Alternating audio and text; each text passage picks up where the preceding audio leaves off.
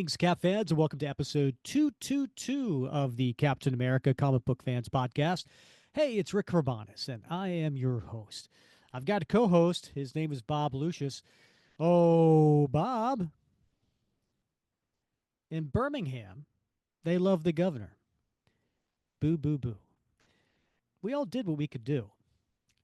Now, Watergate does not bother me. Does your conscience bother you? Tell the truth. I should know who sings this, Rick, but it escapes me. I've heard it a million times. Sweet home Alabama. Oh, right. Is that Leonard Skinner or Skinner. yeah, or is it that? Skinner. Yeah, Leonard Skinner. Right. Yeah. All Do you right. this was a big hit for Leonard Skinner. It was on their second album. This song actually reached number 8 on the Billboard Hot 100 chart. Well, I'll be darned. Any I'll guess be on what darned. year? No idea. Well, that would be 1974, Bob, the same Ni- year Oh, that we're covering today's comic. all right. Okay. What do you know? It's almost like you planned that. I know. What comic are we covering today, Bob? I don't know. It's some Captain America one. I think, what Yeah, is it? 175, Captain 170? America Yeah, something like that. 175. Actually, it's Mm, Captain America and the Falcon right. Yeah. 175. Yes, Yeah. which is Secret Empire Part 6, which came out in 1974. But why, other than the year, Bob, why did I pick that particular song? Ooh, Because it's about Alabama? is it about George Wallace? No, is it about the White House Could in be. Watergate? Yeah. Why does Yeah. that tie in, Bob, with what's going on?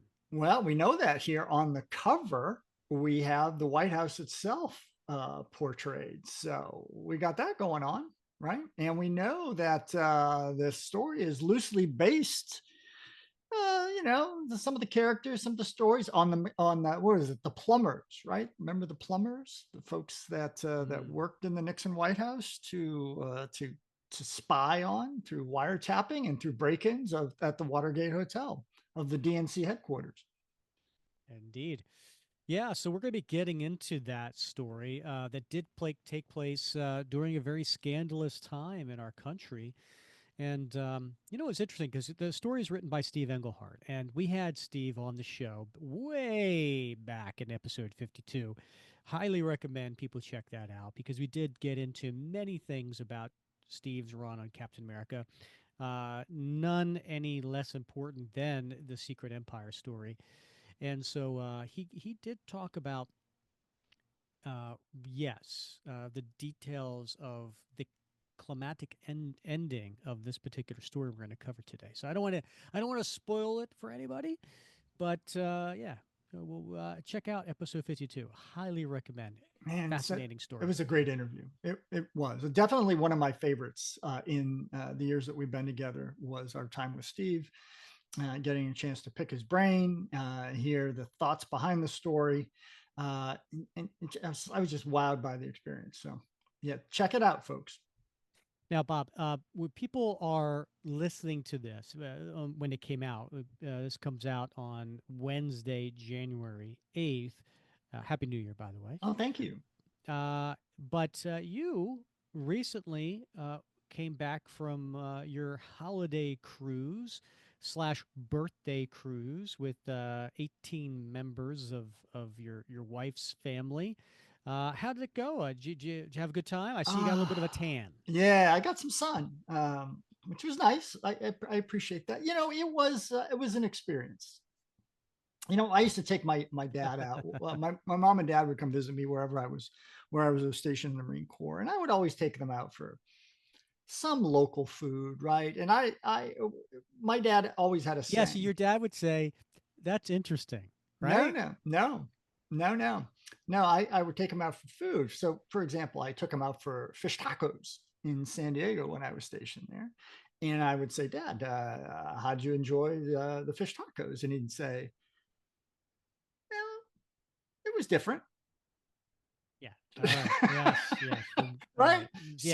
So that was basically my take on the it was different. It was different. So we've been on cruises before. It was a lot of fun. It's Casey really enjoyed being around her family, and my son, who's just turned 15, was around his cousins and their significant others or their boyfriends and girlfriends, and just an opportunity because he doesn't get very, very often to spend, quality time with them or with his grandparents for that matter. So it is nice. And we spent most of the day by ourselves, but only had to meet up really mandatorily for dinner at night. And so it was a good experience with Now, some that's the some some best lows.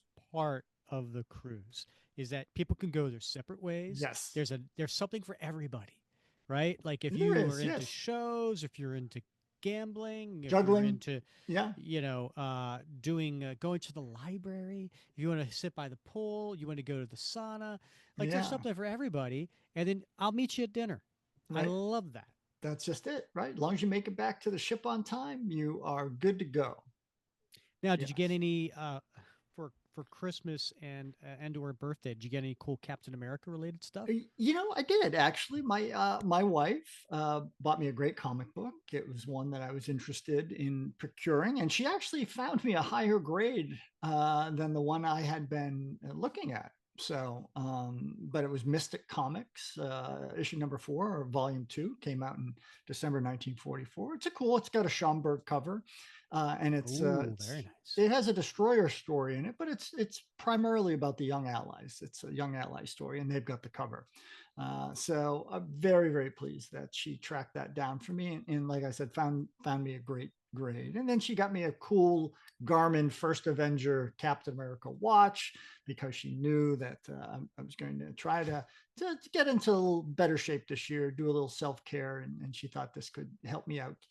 Just keep track of my steps and all that sort of stuff. And the cool thing about it is every time you accomplish a challenge, a little Captain America animation comes out to congratulate you. So it's kind of neat. So yeah, That's so yeah, cool. a lot of fun. How about yourself, Very thoughtful. Rick? Yeah, I got a few Captain America related things. Not a ton this year.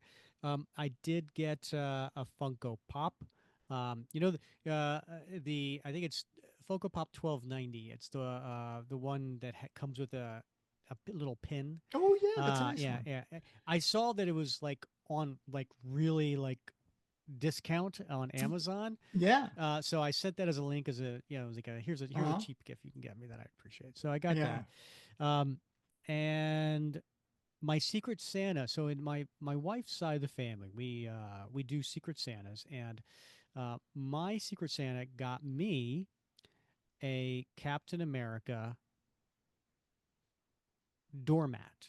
Okay. So and I think it's the shield, right? Yeah. And in all its glory, and you put it in front of your door, and I'm like, I don't want to wipe my feet on that. Well, God, that seems wrong somehow. It does. It Yes. does. Right. It seems wrong. Yeah. Um, and I'm not quite sure where my wife will let me put that in the house. But we'll find a way. We'll find a Yeah. way. And then I got I definitely got some Captain America T-shirts. Hmm. Now one my daughter got for me. Again, I sent links out. I try to make Yeah. life easy for everybody. Sure. And she got me this one. It's really cool. It's black and it has the Captain America logo from the Mark Wade Ron Garney era. Okay. Then with the little shield. Yeah. So which is cool because I don't have anything from the Ron Garney era, Yeah. And then you sent me 4 T-shirts, and I'm Right. wearing one right now. You're looking good too. It's making. Right? I like the way it makes your guns look. Yeah. Oh, you like that too? Yeah. Hey, how's it Yeah. going? Uh, Workouts are paying off. well, I tell you, there are some T-shirts that I like how they fit. Where they do well. Otherwise, I have the T-shirts that just kind of hang like Oh, that. right. Yeah. Nobody I likes hate those. those. Yeah. Right? And then, Yeah. but I also realize how much weight I have to lose because it's also fitting me very well around the middle. So thanks for that, Bob. Yeah. I, Well, I yeah. have a daily reminder There now you go. of Yeah. should I eat that? I don't think so. You'll But grow you know what's into it. really cool about this one I'm wearing? If You you can wear look it at to a biker bar. well, that's true. Yeah. But when you look at this design is actually from Elliot R. Brown, Right. who is the legendary technical um, artist Right. who did Right. all those great sketches of various things. And we, by the way, if you check him out, we've had him on the show, episode 195. Hilarious, my favorite episode of our favorite interview of the year. But look, Bob, I bought some art from Elliot that he's held Right. on to all these years, Right. decades later. Right. He's had them for 40 years. And look, Very cool. it's the design of the shirt, Right. right? Isn't that Don't let him know cool? about that shirt. He's probably not getting his, his royalties on that one. No, he's probably not. And so I actually took a picture of me with the shirt and this. I posted in the Facebook group, but Yeah. I'm also sending it to Elliot just to be to like, hey Elliot, take a look at this. Like, Right. did you know Yeah. that you have a T-shirt out there? But now here's an interesting part of the story. Now, so you see, here's the design, and then if you Right. look here, see how this discoloration? Right.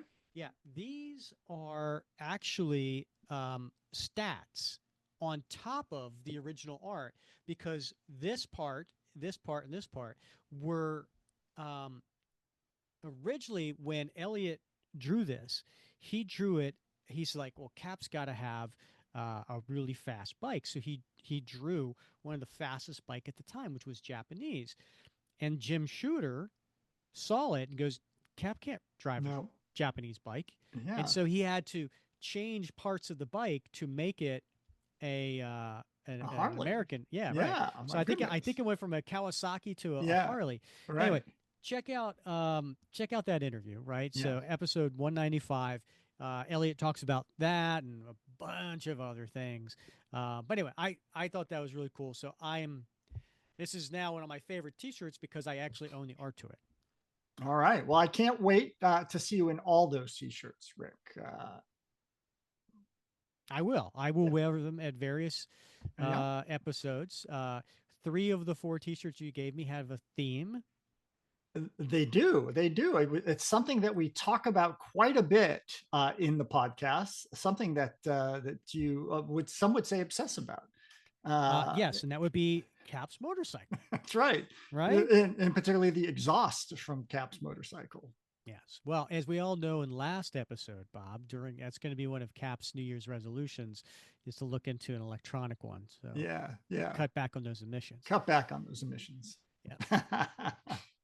Awesome. Well, good. I'm glad you had a happy holiday. Had a chance to spend time with your kids. They had a chance to come home. Everybody was together, and that it was filled with mirth. I hope. Uh, yeah. Wasn't that one of the things that the wise men brought to Jesus? Was it Mirth. Yeah, I love gold, that word. It's such a gold, happy word. incense, and mirth? And mirth. Yeah. um, yeah. The other thing too, now that we're in the new year, so I wanted to finally reveal, announce, we do have a new way for our supporters of the show to continue because Spotify listener, I can't remember what it was called. It was a way for people could sign up to donate and become a patron of the show. Well, they canceled and they cut it out as of January 2nd. So anyone who was a supporter of the show, it, their account was canceled as of January 2nd. So no more. Um, and I did a lot of research over the holidays and talked to a lot of people. And, there was one of people, a lot of people told me like, you should go Patreon, or something similar to that. And, one of the things about gets people to be a supporter or like a patron is because you get to listen to specific episodes, that only subscribers can listen to. And I, I I really felt like that wasn't the way I wanted to go, right? I mean, the world needs more Captain Americas, and I didn't think it. I didn't think restricting episodes would be a very Cap thing to do. So I went with a website, and it's called Buy Me a Coffee. So buymeacoffee.com, and then started a page on there. So it is buymeacoffee.com/cap comic fans. And you can go to that webpage and you can support the show. You can make a one time donation, which is, of course, extremely appreciated, or you can become a member. And we have two different tiers, right? So we have a $5 a month tier, which is called our Shield Slinger. And what you get if you are a shield slinger is a whole bunch of perks, right? So if you're on our Facebook page, you no longer have to wait to get your posts approved. You're automatically approved. You are automatically entered into our contests. You also get to submit a question for our guests, which we have monthly. So that's really cool offer right there.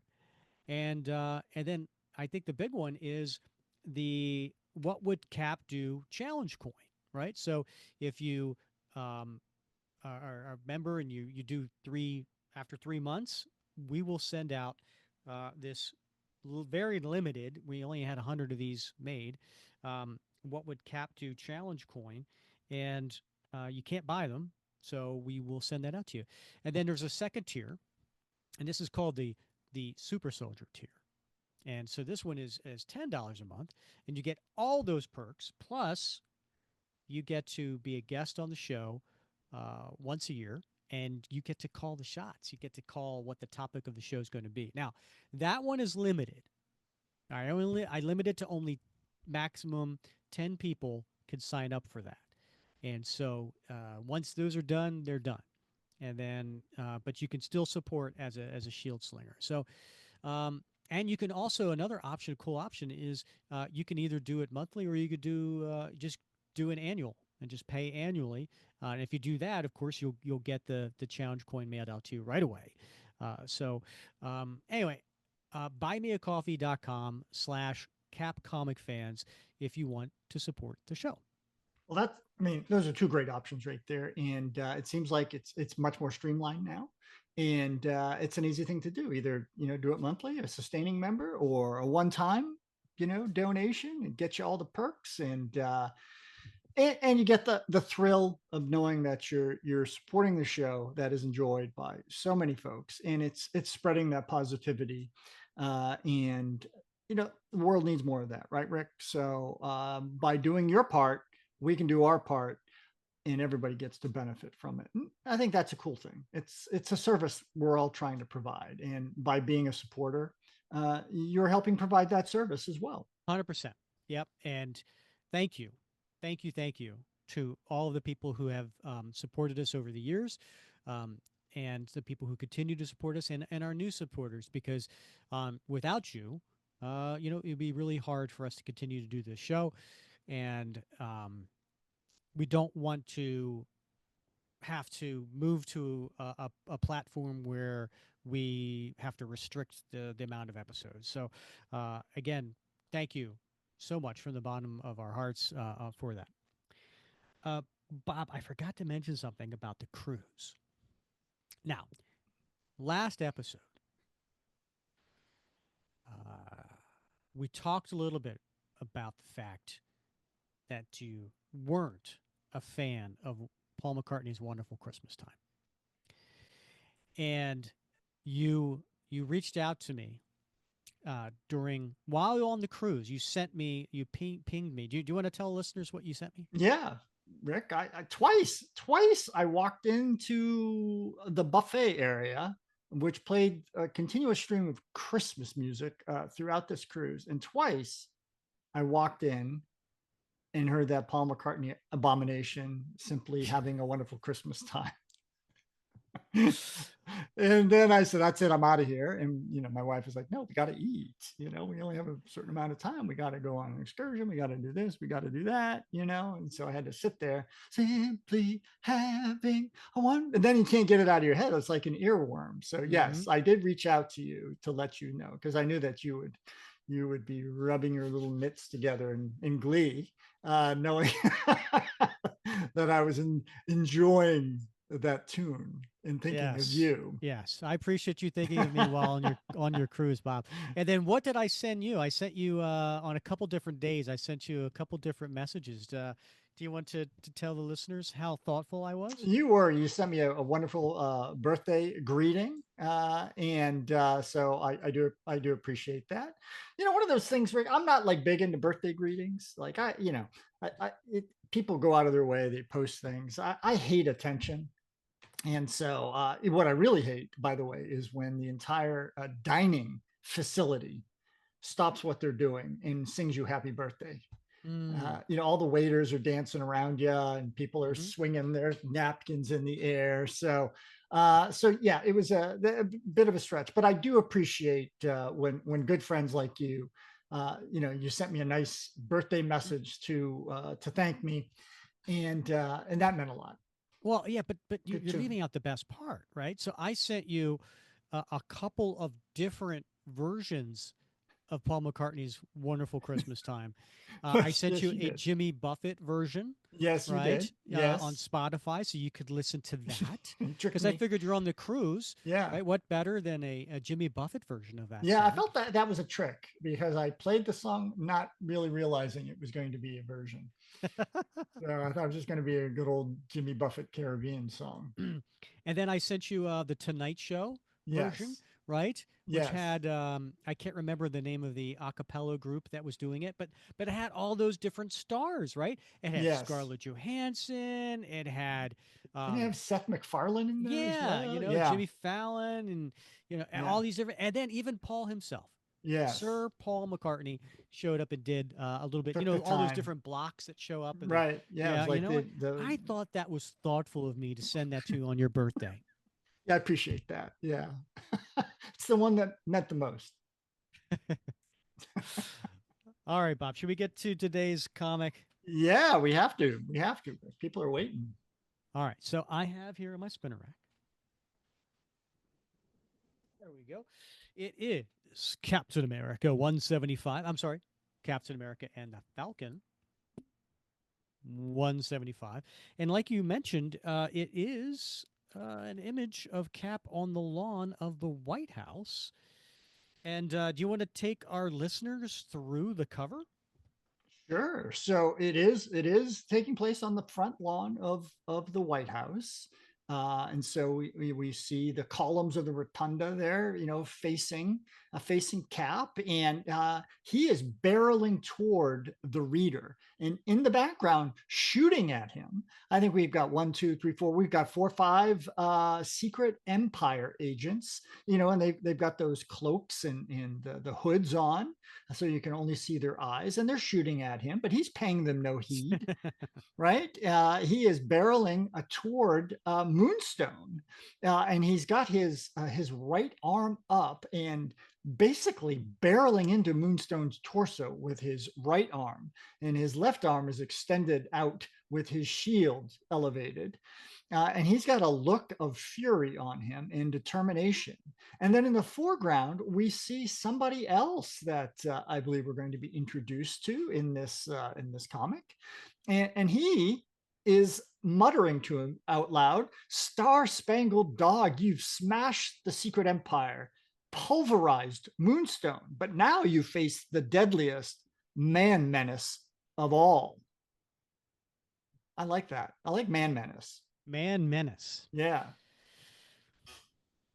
And that's not his name, by the way, but he should have been called that. Yeah, Man it's a Menace. great that's a great name. Yeah. Yes. 25 cents get you this comic back in 1974, Bob. Um, and the art is by John Romita Sr. and Sal Buscema, and then also assisted by Danny Crespi. Back in 1974, this would catch my attention because it is on the lawn of the White House. And there was a lot going on during that time. So very interesting. So the creators for this particular issue, I'm actually going to open it up and read it because I thought it was pretty interesting. It says a monumental, mind-blasting masterwork to climax Cap's most catastrophic caper. Well, that's It's very illiterate. A little alliteration A there. lot of yeah, a lot of Yeah. Steve Englehart, author. Sal Buscema, artist. Vinnie Coletta, inker. Artie Simic, letterer. It says P. Goldberg, but that's Petra Goldberg is the colorist. And then editor, Roy Thomas. And the title to this one is, Bob, before the dawn. which is a continuation of last issue, 174. Do you remember the title to that one? After dusk. No, No. no, I don't remember. It's always darkest. Ah, that makes sense. All right, it's always darkest before the dawn. And so we cut to where we left off, listeners. And by the way, if you haven't listened to the previous parts, you might want to go ahead and do that, right? So we covered part 5 in episode 218, so you can go back and listen to that. Now, if you're on our YouTube channel, we do have a separate category for the Secret Empire story. So you could just go there, and then all of the ones that are for Secret Empire are listed underneath there, and you can go ahead and you can watch those. And by the way, if people um, are on YouTube or Spotify video, they actually can see the panels that we're doing. I know we try to do our best here to describe them to you, but if you want to see them as we're going along, you can check us out on YouTube or the video on Spotify. So, this opening splash page, we see number one, who is standing over a downed and defeated Captain America, Falcon, Professor Xavier, Cyclops, and Marvel Girl. And there is a cloaked person who is exulting. And then there is somebody next to him who is holding a very, very large cannon that has smoke coming out of the muzzle. Bob, how would you describe, for those who have not been listening, how would you describe the attire of the Secret Empire? Yeah, well, the number one guy wears a long flowing. It's sometimes it's shown to be sort of a dark purple, sometimes more of a crimson, but it covers everything, right? So he's got gloves on, he's got similar colored boots. It is an entire head to toe, and by head, he's also got a cloak that covers his entire head, other than the eye slits themselves, and most of them have a number affixed to the forehead. So for example, number one here has number one, number two would have number two, until you get further down the hierarchy. Wait a minute. You left off. What does number 3 have? Number three. Oh, okay. Yeah. Until you get further enough down to the lackeys, and they're more in similar colored jumpsuits, but with the same sort of cloak on their heads as well, obscuring their identity. So I'm going to apologize right now. Usually, before I do the Secret Empire, I go back and I re-listen to a previous episode so I can remember what voice these characters have. Um, I think I have most of them down, but I can't remember the voice I gave number one. I think it was like, "Hey guys." Hey guys, how's it going? So, Captain America and the Falcon joined forces with the. No, no, That's that's not similar. it. That rings a bell. But Oh, okay. let's just go with what feels right. So, Captain America and the Falcon joined forces with the mutant X-Men to destroy the Secret Empire, eh? But when they attacked us, they couldn't know of the power at our disposal. The power of the atomic annihilator. The power that has slaughtered them all. Dun dun dun. So we turn the page. The mysterious number one, maximum leader of the Secret Empire, raves on, but we don't have to listen. We need only to observe the naked lust for domination in his eyes. Then, number 68, you have served the Secret Empire well by murdering our enemies. While I rule America, I shan't forget. A terrible tableau, this, one straight from a horror addict's grimmest dreams, and all the more chilling for that. Tawdry and tragic by torchlight, the bodies are borne away, to be dumped without remorse in the lowest reaches of the ultimate lair, dumped like so much garbage. And the shadows form the only shroud for Captain America. It's quite poetic. It really is. It's very well written. It's like literature. In the echoing distance, dank water drips and drips and drips. By the way, this is probably not a good time to have to pee. Show that prostate now. Its eerie cadence is the dungeon's reigning sound until a powerful chest starts to rise and fall with the rhythm, and the dry whistle of breath adds to the beat. Looks like he's finally coming around. All he needs is to hear a voice to remind him where he is and why. Like the fighting machine he is, Captain America comes up off the floor ready for anything. Hold it, big man. We're your friends. Like Brutus to Caesar, you are. You're number 68, the crud who fetched the ray cannon and used it. Oh, Bob, I don't think I've ever heard Cap mention that particular saying before. Like Brutus to Caesar. He's well schooled in his Roman history, apparently. Uh, Yeah. Man, beware the Ides of March. That's true, but I'm also Gabe Jones, Special Agent of S.H.I.E.L.D. I think you know my partner in this operation, Peggy Carter. Peggy, Gabe, what in the world? And they take their hoods off. But apparently, the guy who used the atomic annihilate, I say that, and I want to say it like the atomic annihilator. I'm going to blow up the superheroes. Peggy, Gabe, what in the world? Take it slow, mister. I tricked number one by setting his gun at a non lethal charge before I shot you. But you still took a heck of a jolt. Just relax for a second while I'll fill you in. Nobody'll bother us here. You see, Shields had a file on the secret empire for a long time. Now, who's Gabe Jones, Bob? Well, he's got a long association with Nick Fury. He was one of the Howling Commandos in World War II. He was indeed. He actually got his first appearance in 1965 in Fantastic Four Annual Number 3. That was the wedding story between Mhm. Reed and Invisible Woman. And so, but then he was in Strange Tales with Nick Fury, starting in 137, and was there for 6 issues in 1965 and early 1966 before he did a story in Tales to Astonish 83, which we're about to reference. They, like AIM, were originally an arm of Hydra, and like AIM, they soon broke away from the big boys to try to conquer the world on their own.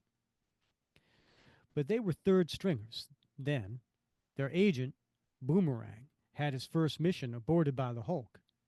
When did that take place, Bob? That was in Tales to Astonish 81 to 82. And that led to their downfall. Their old number one took control of the submariner's mind. To have him whop the Hulk, well, naturally, Namor and the Jolly Green Giant never set eyes on each other. But number one was so afraid the Hulk would want a revenge on him, he set a bomb for the monster and blew himself up by mistake. Nifty, huh? And while all that was going on, the other members of the Empire were getting by with one of their own, a power hungry type named Number 9. This was the original Number 9, not the current one, who calls herself Linda Donaldson. And when did that happen, Bob? That was in Tales to Astonish 83, Rick.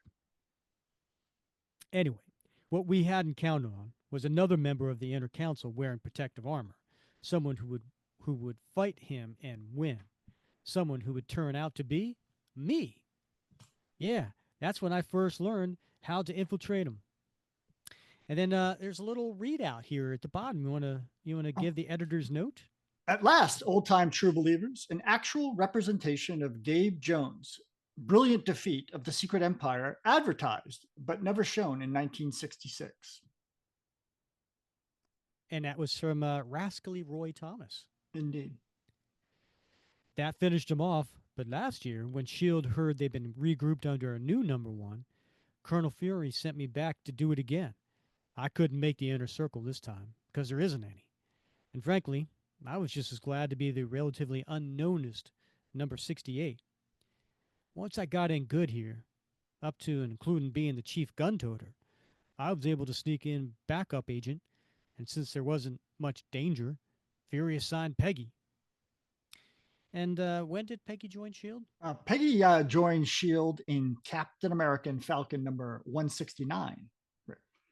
So now that we're all caught up, and which is, by the way, pretty cool that, here's a story in 1974 referencing something that happened in 1965 and 1966. That was pretty cool that Steve Englehart did his research and kind of, brought this in. Nice little retcon. I love retcons, Rick. In fact, if I went by Rob, they'd call me Retcon Rob, but I don't. So, alas. Okay, I think I've got all that. In any event, my head stopped ringing like the 3 alarm fire. Then Shield's involvement explains what Fury was doing in Nashville.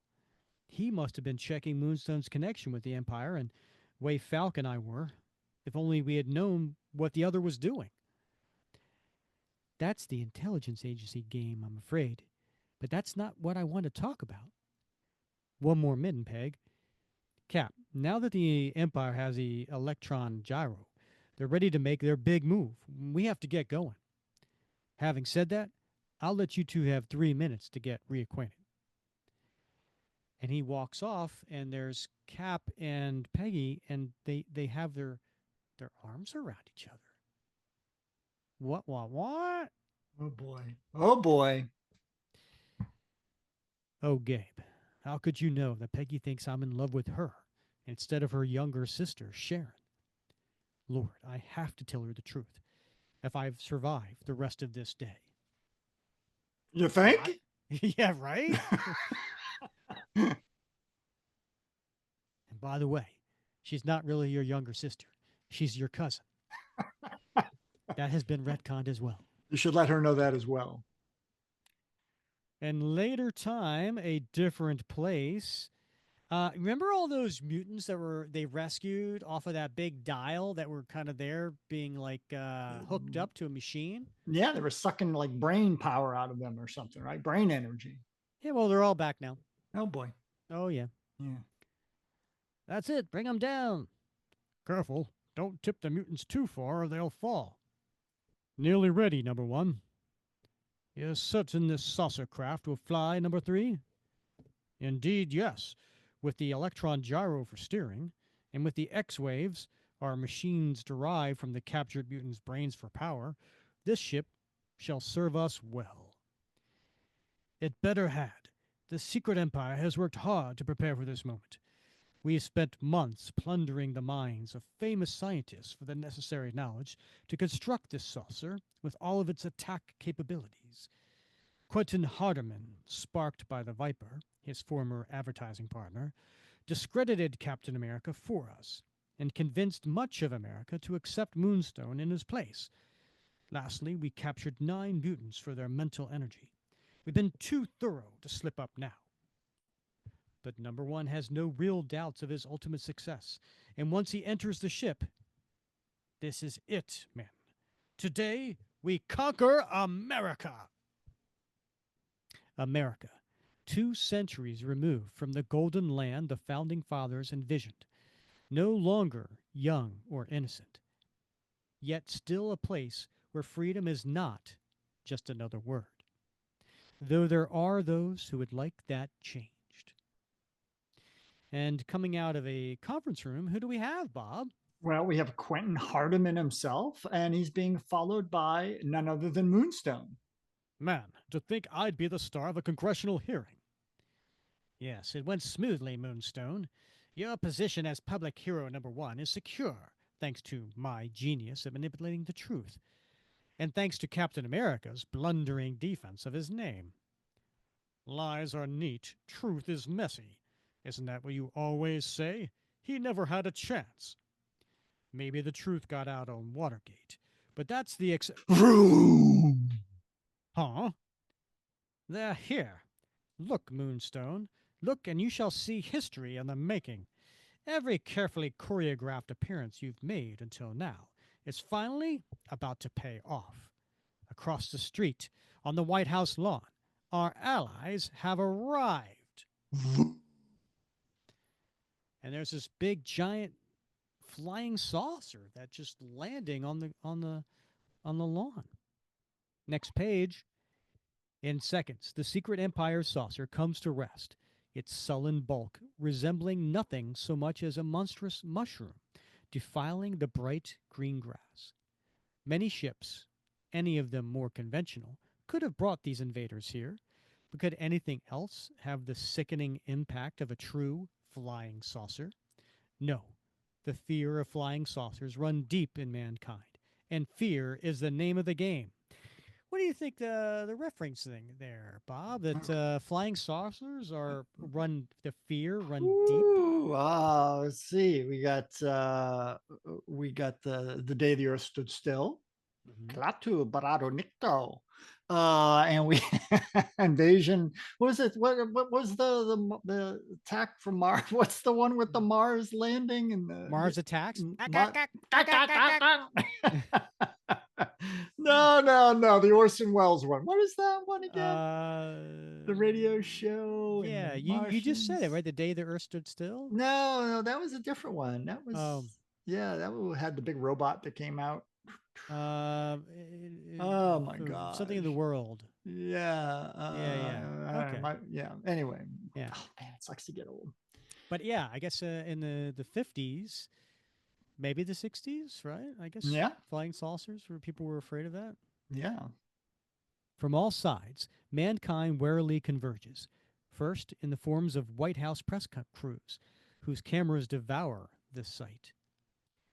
And then the army rolls up, pistols and cannons at the fore. And when mankind is gathered and ready, when mankind has all of its attention riveted up on the ship, the secret empire begins the show. And there's a screen that pops out of the top of the saucer.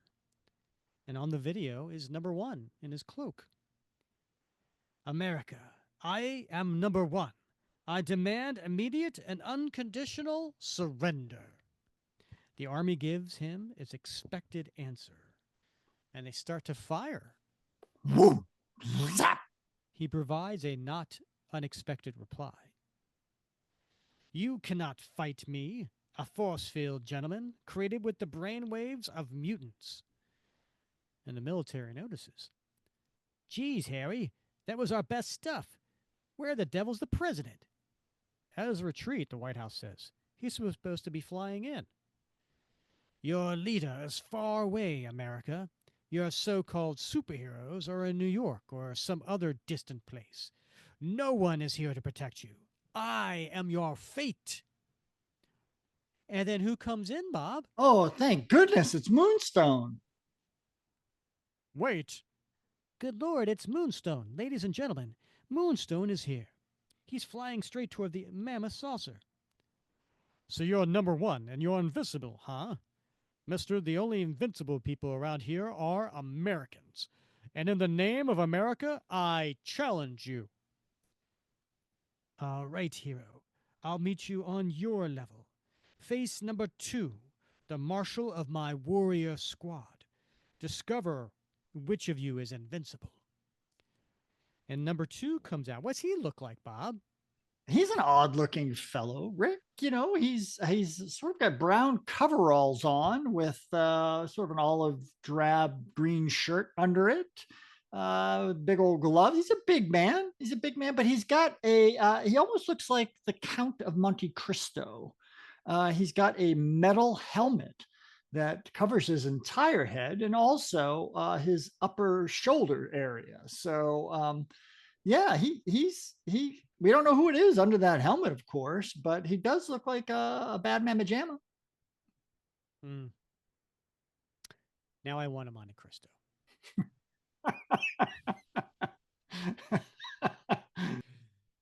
Be warned, Moonstone. My helmet grants me the same abilities displayed by this ship. Mine is a power beyond comprehension. I never met a soldier yet who didn't claim civilians were too dumb to understand his operation. In poker, pal, that's called a bluff. And he comes racing toward him, and I turn the page, and it is a big noise. Boom! And I'm not buying. The reporters are watching all of this. Moonstone strikes the invader hard. They're mixing it up, and Moonstone, no, something's wrong. Number two grabs Moonstone uniform and rears back. He's throwing his punch. Badoo! You, you nullified the abilities I got from the moon rock. My laser beams, my teleportation. Gone, hero, absorbed by my helmet. Now rise. Come inside our saucer, and number one shall deliver his conditions for America's surrender. Move, dog. Ladies and gentlemen, this is terrible. But once the two men are out of sight inside the saucer, well played, Moonstone. I almost believed you were out of power. You weren't bad either, buddy. Everybody in the country's seen the tin god they've trusted brought to his knees like a child. Now watch this. Back to the reporter with the camera. Ladies and gentlemen, Moonstone is walking out of the saucer now, walking like a man, going his last mile. His next words will give us some idea of how grave a crisis we actually face. My fellow Americans, I must tell you, there is no hope. I have felt the power of the secret empire. I have seen the weaponry contained in this saucer, and I have heard number one's shockingly perfect plan for our subjugation. Please believe me, we have already been defeated. And then just then, number one comes out of the saucer. At this moment, my agents, the sanitation squad, are planting atomic explosives in public places all across America. The nation has 30 minutes to surrender, or I'll order the destruction of every major city. Do not force my hand. Outside the massive ship, the crowds are ashen. Not since the War of 1812 has Washington been invaded, and clearly the invaders are in command. Ah, but inside a moment has arrived. And what do we see, Bob? What we see, Rick, are the heroes. We see Cap and Falcon and Gabe and Peggy. We see Cyclops and Marvel Girl all coming out of that hole that they were in. And Falcon says, Shoot, Gabe, we were wondering if you were ever going to let us out. I couldn't make my move till number one stepped outside, Falcon. But now we are out, and all of us are fully recovered. So now we put our lives on the line for honor, retribution, and country. There's the master control room. Turn the page. Let's go get 'em! What? The treachery! Call it what you will, but call it fast. The next instant, 6 cyclones strike, and their names are Cyclops, Marvel Girl, Gabe Jones, Peggy Carter, the Falcon, and Captain America. So much for the Secret Empire's armament. There's still another job here, Cap, and that's the destruction of this machine to leech mutant brains' energy. Professor X couldn't join this fight, but this is for him. That serves our purpose, Cap, and we'll back your play, of course. But now I think the rest of the show is yours. All right. Fap, take these good people and clean out the rat's nest in this ship, including the depowered number 2. Then make somebody tell you where those bombs are being planted. Where are you going, Cap? Outside. And he runs outside, But who's blocking is right at the doorway is number one, who's still addressing the crowds. Outside, the lust for domination has left number one, for it's a lust he is satisfying. Now he rides the warming tide of triumph. That's I don't know. That's kind of eloquent, a little It bit. is. Yeah. It's very well written. You're Yeah. learning a lot of words here if you're 12 years old. Yeah, but also, I mean, just the way it's written, right? Uh So huh. the lust for domination has left because it's satisfying, and so now he's building on triumph, right? Yeah. And so it's a really interesting way to paint the picture of how number one has moved on from trying to attain power, and now he feels like he's gotten it, and he's um, riding that wave, oblivious to everything that's going on Right. behind him. Right. Yeah. Right? Mark this day, America. Today, the secret empire, the invisible governments turn visible. Ah! And Cap just nails him from behind and pushes him out onto the ground, and he lands on top of number one, who's going face first. The sound of chin meeting dirt is a sound so sweet as to defy description. Suddenly, Captain America's frustrations, his hate, yes, and even his hurt, desert him. Suddenly, at last, he knows peace. We got the bomb sites, partner. We'll get the word to Shield, and you see Falcon fly out. He is where he should be, doing what he should be doing. Captain America is fulfilling his heritage. So, the renegade vigilante shows up to join his secret empire of friends. Mister, that's the last lie you're ever going to tell about me. And we turn the page, and another page, and it's a giant single panel splash page. Bob, what's going on here?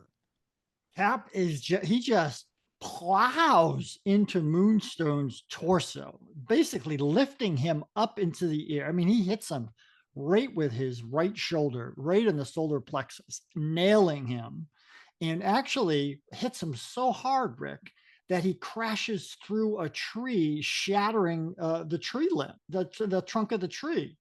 And he hits, and as he says it, he says, the last lie. And we turn to the next page, and it's a fight. It's a fight between Cap and Moonstone. And as they are fighting, the captions read, have you ever stopped to think what makes a fighter? Muscles, of course, play a part. Extraordinary powers from the body, the mind, or a weapon help too. And a record of previous victories over your opponent or a boon. A person with any of these might well consider himself someone to be reckoned with. The man called Moonstone certainly owns all these advantages of statistics, but Captain America has spirit. Captain America has a fighting heart and a fierce pride in the land he's named for, and a cold determination that now, before the television fed eyes of every American, will vindicate all that he is. And Cap starts to get the upper hand on Moonstone. And that is what makes a fighter. And Cap punches him, Slam! and then he hits him again, Bam! and then he takes the shield and knocks him back. Cut that! And just like that, it's over. Now, talk without the lies. There is no doubt in this gladiatorial scene who the master is, who the hero is. But then who comes up running from the crowd, Bob? Hardiman. That creep. I'm surprised you didn't say something about him being an advertising man. What? No, I would never say that. God bless you, Captain America. I've just learned that my committee was duped by that man, and I. And Moonstone isn't hearing any of it. You slimy creep. I'm not taking a rap for this. You and your committee were never anything but a front for the Empire. You took your idea of ruining Cap and sold both me and them on it. Well, you couldn't ask for a neater wrap up. Coast to coast, live and in color, Moonstone tells America everything we always wanted to know about corruption, but we're afraid to ask.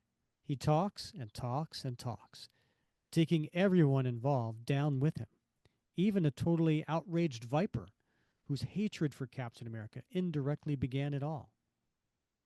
In time, every living member of the Secret Empire will join the Viper on the inside of a cell, including the hoods on the White House lawn, the sanitation squad bombers scattered across the land, and the headquarters crew in the ultimate lair. Knowing that, knowing he has once more done the job he chose so many years ago to do, Captain America lets his first smile in days fill his face. No, you couldn't ask for a neater wrap up. What could possibly go wrong? And then we see number one, who's behind some shrubs where he got knocked down, start to get back up. The fools. They've relaxed their guard too soon, assuming I'm still unconscious. This is my chance. But Cap sees. Look, number one, making a break for it. These guys don't know when to quit. I know, Worm, but it's not while I have hope of escape. He's heading into the White House. And we turn to the last page. The race down shadowed corridors is swift and short, and Cap tackles him in the Oval Office. All right, mister, end of the line. Now let's just have a look underneath your cowl before, and he rips off his mask, and with a horrified look on his face, he goes, Good Lord, you! But you're exactly. But high political office didn't satisfy me. My power was still too constrained by legalities. I gambled on a coup to gain me the power I craved, and it appears that my gamble has finally failed. I'll cash my chips in then. And he pulls out a pistol, but instead of aiming it at Cap, he aims it at his own head. And Cap goes, No, wait, don't. Crack! In the fire of the pistol. The last three panels are on the bottom of the page. And we see Cap slowly walking out of the White House, walking on to the White House lawn, waving away the reporters, walking past Falcon, and he's got his head down. A man can change in a flicker of time. This man trusted the country of his birth. He saw its flaws, but trusted in its basic framework, its stated goals, its long-term virtue. Trusted. Past tense. This man now is crushed inside. Like millions of other Americans, each in his own way, he has seen his trust mocked.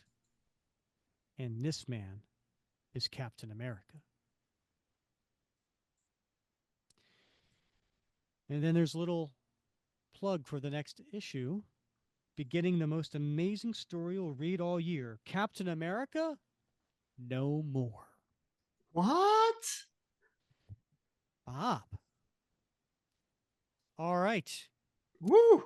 Some What good stuff. what do we think here, not only about this issue, but the entire Secret Empire story and how this ending makes everything else kind of fall into place? Like, Bob, what are your thoughts?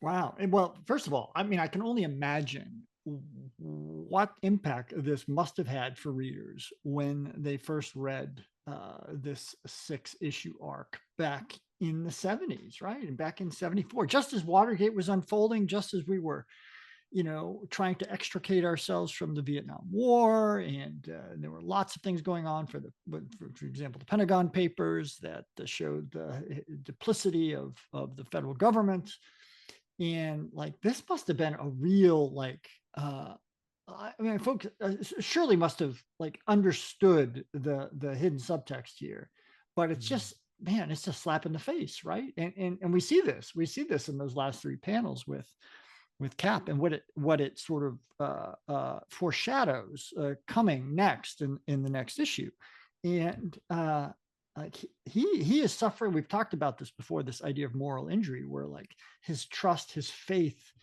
in the very structure, the fabric of our nation, right, is has been torn asunder now, just as it had for lots of citizens who were reading this book at that time. Yeah, I mean, he actually even points that out, right? It says in the very last panel, it says, like millions of other Americans, each in his own way, he has been seen his trust mocked. Yeah, I think this was a heavy undertaking by Steve Englehart. I feel, and he addresses it in the interview, right? He talks about it in the fact that he felt like with everything that was going on at the time, that how would Steve Rogers react to this? How would Right. it affect him? And we don't really see that until next issue, Yeah. right? And we'll get into that as we go into the next story arc, which is where Steve Rogers gives up his Captain America identity in reaction to what happened in this story, and becomes nomad, a man without a country. And that will be our next long tail story. So the second Right. Wednesday of every month, we will then move on to that story. But so we don't get to see the reaction of it, but it was an interesting um, setup to see, in a very comic book way, about this secret empire, Mm-hmm. that is doing it in a very, they're taking mutants and sapping their power to create a UFO and to create weapons, and uh, Mm. you know, but at the heart of it, it was not fantastic. It Right. was very much rooted in what was going on, and that is, Yeah. here is some people who have authority that are going beyond what they're allowed to do, and manipulating things behind the scenes, using um, you know the media to form a story, to smear Captain America's name. These are all things that happen. Right. You These know, are the world outside our window. yeah, Yeah. Kudos to Englehart, right? But also, a really kind of brave decision by the editorial staff at Marvel to tell a story that reflected reality. Obviously in a fictionalized comic booky sort of way, but it tackled a very very salient and controversial topic at the time in a way that comics have done from time to time, and I think it's awesome when they do. Um, yeah, I agree. It's great when you can use um, fiction, use satire, to really address the elements that are going on. Um, so yeah, it's great that happened. Now, when we had Steve on the show, he was the first to say editorial had nothing to do with this, right? That like they left him alone. yeah. He could tell whatever story he wanted. Right. Unlike today, Yeah. 50 years later, think about that, Bob. Yeah. 50 years later, where editorial has a huge um, say in what's going on, because these are licensed properties. They tie in with what's going on in other mediums like movies, TV shows, and so on. Yeah. So you can't do certain things. Uh, so back then, Steve had the license to do whatever he wanted. Yeah. Yep. And that's, I mean, that in itself, is an editorial decision, right? To say, use your imagination and take it where it leads you, because often that's where the best and most enduring stories come from. Did you just get all Rush on me? That the fact that editorial didn't do anything was in fact an editorial decision. It Is was an this editorial is decision. this like Rush? It's like what's the The song? I can't band. remember. Yeah, the band. I can't remember the song where it's like uh what's the lyrics? Um, choosing not to decide is a choice or something Oh, like it I is. yeah, Yeah, it is. right. It's like okay, all Yeah. right. Thanks, Bob. Yeah. Yeah. It's a good one. All right, Bob. Yeah. You go first. Do you have a favorite panel in this particular issue? Ooh, well, I do, Rick, and it's on the last page. Mm. It's the one where Cap covers his eyes, because he Mm. can't bear to witness the end of the man who betrayed his office. And Cap is Steve has seen a lot of violence in his life, right? He's seen a lot of death, uh, and but this is one thing he can't bear to witness, and so he averts his eyes and covers them, because for him it's too much to bear, Mm. right? And so it's a very simple panel, but it speaks volumes for his character and for the turmoil he's been going through, but that he's going to continue to go through as he becomes the man without a country. That's an excellent point, Bob. I think that I was reading it so quickly that maybe I missed that. So kudos to you for pointing that out. But yeah, it is a really strong panel in the fact that he is shying his eyes because he's no stranger to seeing violence, and definitely from the battlefield of World War II. So it wouldn't be like I can't bear to see this. He can't bear to watch the person that was revealed. Now, Steve Englehart goes on to say that in his mind it was Richard Nixon all along, right? Mm-hmm. Um, but he can't say Richard Nixon because obviously Richard Nixon's still alive, right? Right. So, but yeah, this panel itself, I think, is the jumping board into the next story arc, Mm-hmm. right? Of Indeed. Yeah. because of what he witnessed. Right. Yeah, great choice. Yeah. Well, what about you?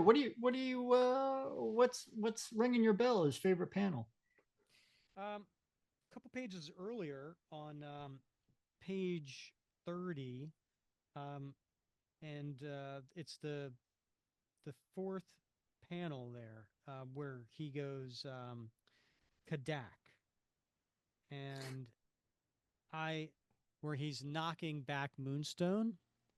Right. Um, I think it was my favorite panel because of it was like the last there was the last thing that Steve needed to do to feel vindicated over this character, Yeah.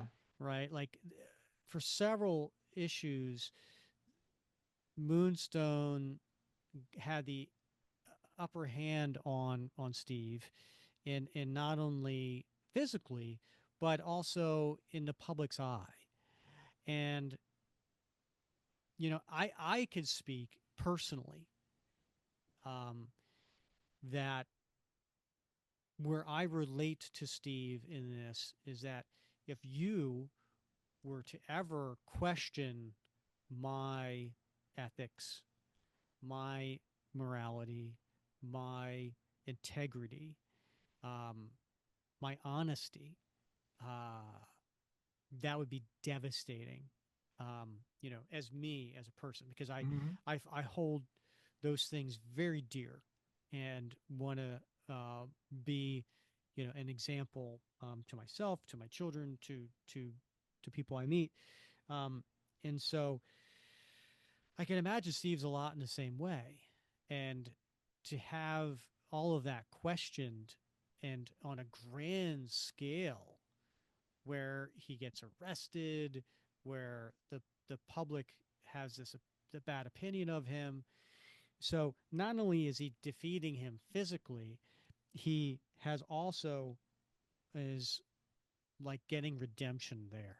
So Mm. so I think this panel that's why it's my favorite panel. Nice. That's a nice deep read of that. And it just, we got two panels here we're talking about, and it just shows you can read comics at a very surface level, but you can dig deeper in these, right? Because they are, in fact, an art form. There's both writing and the visual art, and both can be read at multiple levels. And so we all get something different out of these things, but we can also get more when we reread them multiple times, right? Because we see things maybe we didn't see before. So I do hope folks who maybe read this a long time ago will pick up this arc and read it again.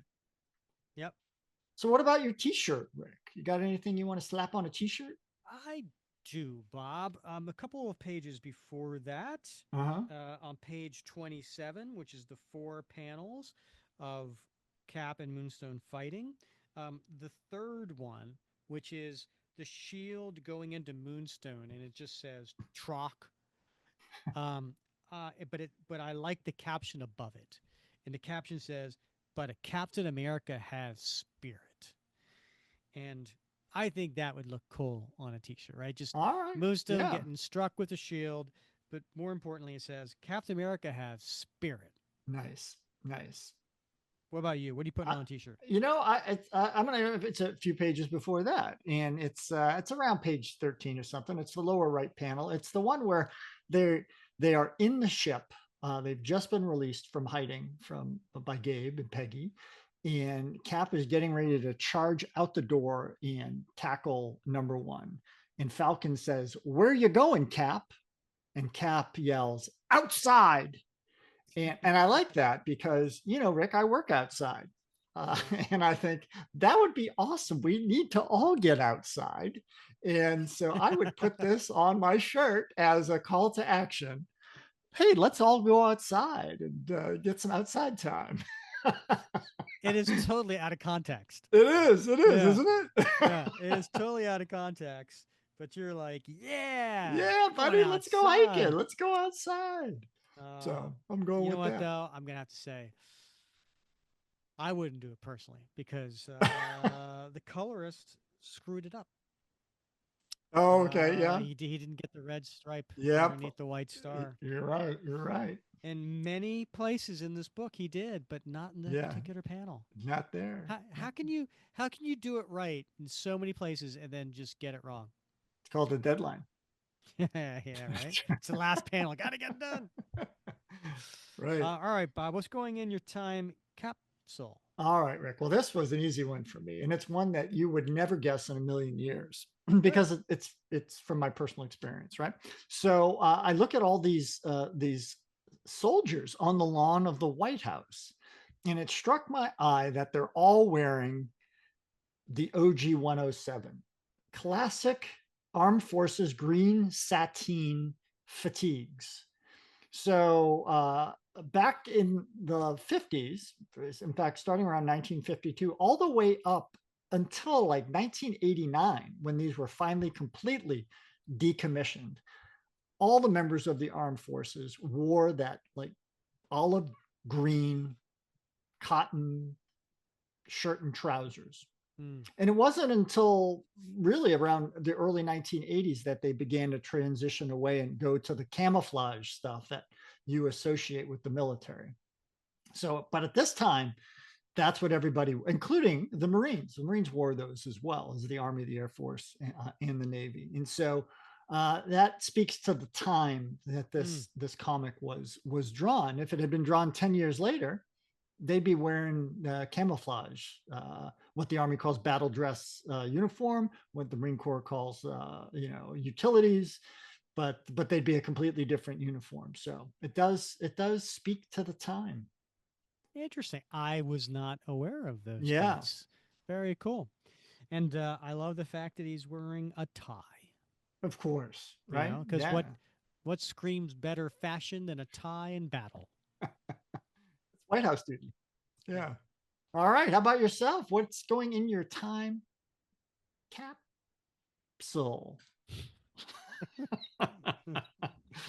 uh, I'm actually putting in the final page. That whole Ooh, page. yeah, whole page. I think the whole page just All goes in right. the time capsule because you're in the Oval Office. You have Cap pulling off the mask, and it's supposed to be Richard Nixon, but you Yeah, don't see it's off panel. Um, and then the character commits suicide. Cap's dejected. This is a big deal. And Steve Rogers, like if you pick, I don't know, if we did a top 10 list on, um, pivotal moments in Steve yeah, Rogers' history, this right. is going to be on the top Yeah, 10, right. right? So, Oh, absolutely. and Yeah, and I think it's also time capsule worthy because it does speak to, um, a particular moment in history in the U.S. yeah. government. Two good reasons right there. Yeah. Good pick. All right, Bob. So as I mentioned, we're just picking up where this left off. So come back for episode 227, which is, believe it or not, in 5 weeks from now. And that's when we're going to do Captain America 176, which is Cap becomes Nomad. And that's part one. So we're going to pick that up in our long tail panel by panel drama. And that'll be out on February 12th. So make sure you come back for that. Now, next episode, Bob, let's get to present day. Okay. Present day. It is January 8th, if you're listening to this now.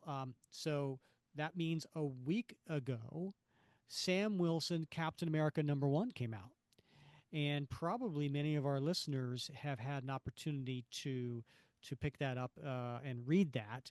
And so we're going to cover that panel by panel next episode. So this is going to give everybody at least 2 weeks to pick it up and read it before we take him through panel by panel. So come back next episode 223, Sam Wilson, Captain America #1. Exciting stuff. Exciting stuff. I can't wait to read it. Can't wait to see the movie coming out. It's a Sam Wilson spectacular. Yep.